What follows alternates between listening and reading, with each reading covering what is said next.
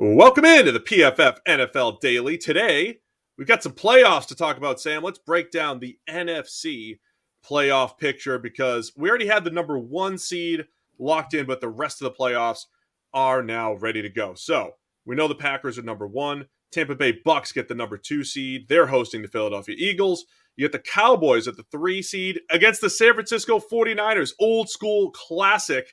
And then you get a little Rams at four, Cardinals at five. First round matchup. So let's discuss the best matchups and things to watch in the playoffs. So your initial thoughts on this NFC playoff bracket. Well, first off, we almost lost the 49ers, the team that was nobody wants to play the 49ers. We did lose the Indianapolis Colts. We'll talk about them when we do the AFC. But New Orleans almost jumped San Francisco. It took them. They were down big against the Los Angeles Rams. It took some help from Matthew Stafford a couple of times to help them get back in that game and take it to late on and snatch it. So the 49ers get back into that spot, and they remain, I think, the team that people don't want to play. Okay, it's not like they're perfect. It's not like they're flawless. We've seen that they can still be attacked, but we also saw how they got back in that game, and Jimmy Garoppolo played well enough. And then all those weapons, Deebo Samuel, Brandon Ayuk, George Kittle, they have an incredible array of weaponry. They weren't starting Trent Williams, who has been the best player, I think, in the NFL this season. So that 49ers-Dallas matchup is going to be a fun one. And then Philadelphia-Tampa Bay, I think, is another interesting one. And Arizona-Los Angeles, like the two teams that have kind of, at one stage or other, both looked phenomenal, but each had a wobble of some kind, end up squaring off. Yeah, so a lot to unpack there. So first off, old school Cowboys and 49ers, right? Like Troy Aikman, Steve Young. I mean, if you are our age and you watched football in the 90s, this is what you saw every year. Cowboys and 49ers, Cowboys going to the Super Bowl. The Niners finally overcame them. It's a completely different world now, but you've got Dallas, who had a dominant win on Saturday against the backups for the Philadelphia Eagles. But nonetheless, they scored over 50 points for the second time in 3 games. So the Cowboys offense going up against everything that you just mentioned with that 49ers offense. Yeah, I could see an upset potential here for the 49ers, because if you take the 49ers season as a whole and you take out their slow start, it happened, it occurred. That's why they're the number 6 seed. But, since weeks 4 or 5 or whatever, you're talking about a pretty good, dangerous 49ers team that has that firepower. And they also have the pass rush, right? They also have Nick Bosa and a pretty good pass rush that can cause offenses some issues. So I love that matchup there. And we've been on the Eagles bandwagon, even though they just got smoked. But as far as, and they haven't beaten a winning team and all that fun stuff. But as far as just having a unique team to face, right? They play more zone coverage than anyone. They run the ball more than anyone. The Bucs beat them earlier in the season in Philadelphia. Bucs will, still be favored by a bunch. But as far as the Eagles being able to, run that 10-minute drive to take the ball out of Tom Brady in the Bucs' hands, you could kind of see the Eagles giving the Bucs some problems in Tampa Bay. Yeah, and look, the Eagles didn't get smoked. The Eagles' backups got smoked by the Cowboys. So, for them, I think you have to throw that game out completely. The offensive line was a backup offensive line. It's already down, on sort of week 1 starters. The defense was a set of backups, and we know that they have positions that aren't great on defense when they're starting the first team, let alone the second team. So I don't think that game means a whole bunch.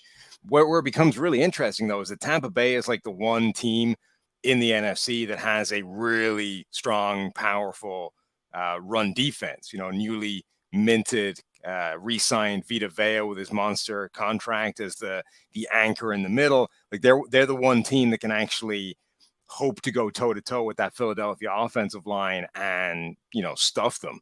And then you sort of reach the issue of, well, what does Philadelphia do then if they can't establish this power ground game that they based everything on in the run-in the second half of the season? Does Jalen Hurts have it in him to execute more of that sort of pass-happy type of attack if they're forced that way without what they've been doing as the bedrock of their entire offense during their really good run? That, I think, is what makes that a really interesting matchup. Yeah, the other story with Philadelphia now that the Colts are out, unbelievable that the Eagles trade Carson Wentz. They get a first-round pick in return. They now have 3 first-round picks next year, and it seemed like the Eagles were in rebuilding mode, but because they found their way offensively and were just good enough defensively. Here they are, the Eagles in the playoffs with a roster that came into the year looking like, hey, it might be a couple years before they get back on track. Well, the NFL playoffs are here. That's what we're talking about. And DraftKings Sportsbook, an official sports betting partner of the NFL, they're kicking things off with a huge offer. Counting down to Super Bowl 56, new customers can get 56 to 1 odds on any wildcard team to win their game. Bet just $5 and win $280 in free bets if your team is victorious.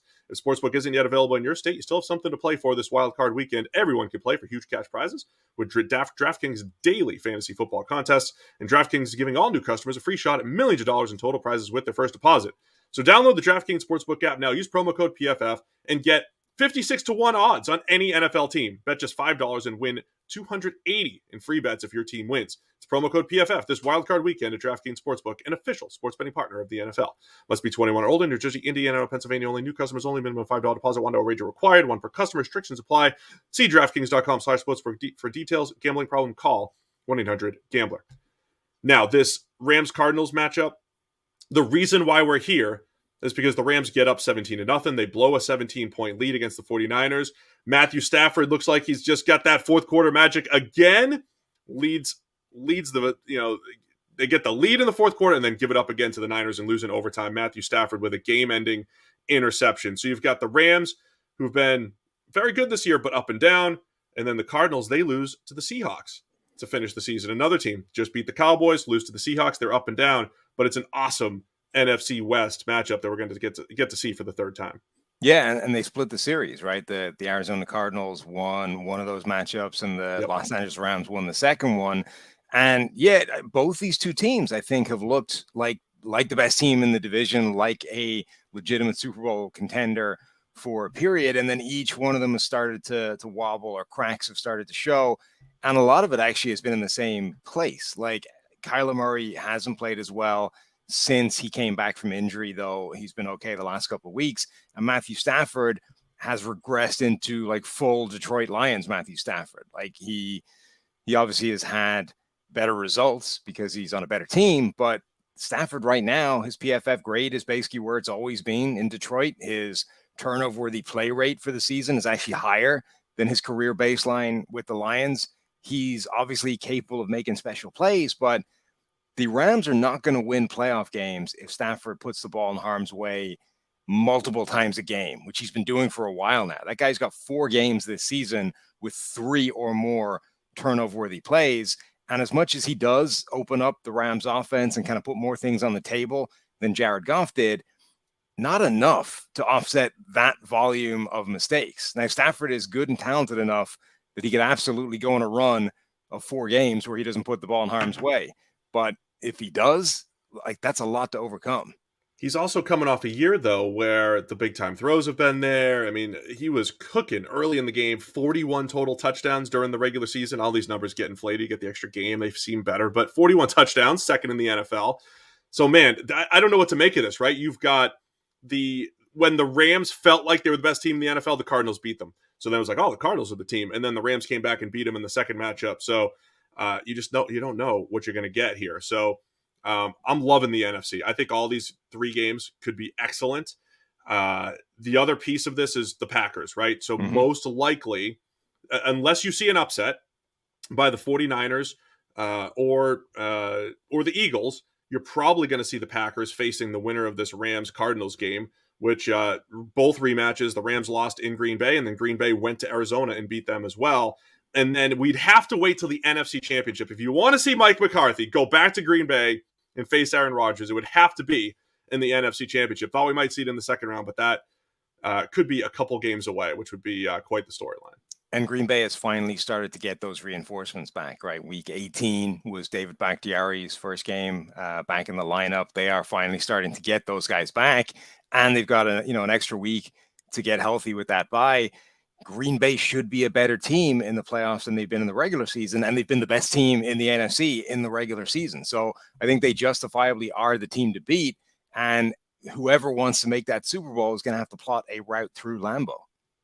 Look, the AFC has just one team with 12 wins. The NFC has 4 plus the 11-win Arizona Cardinals, the 10-win San Francisco 49ers. It is going to be an awesome bracket here in the NFC. Stay with us all week. We'll be previewing the AFC playoff picture tomorrow, and of course the PFF NFL podcast. We'll be previewing all the games in depth later in the week, but NFC playoffs, exciting.